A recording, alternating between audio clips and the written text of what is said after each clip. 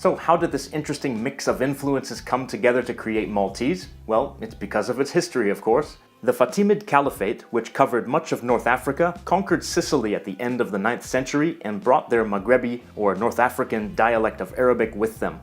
Then in 1049 CE, Arabic-speaking Muslim settlers from Sicily arrived in Malta, which is only about 200 kilometers away, and began to establish communities there. In the year 1091 CE, the Normans, who were Christians from Normandy in present-day France, had defeated the Arabs and taken hold of Sicily, and then began taking hold of Malta too. Under Norman rule, more settlers from Sicily began arriving in Malta and bringing their language with them.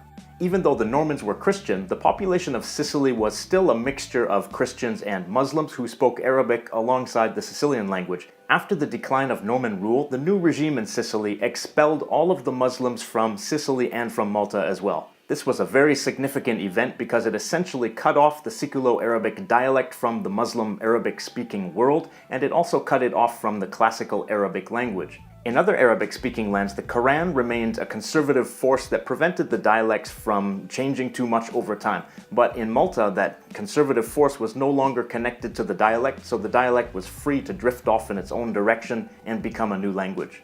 Siculo-Arabic died out in Sicily, but it continued to be used and evolve in Malta.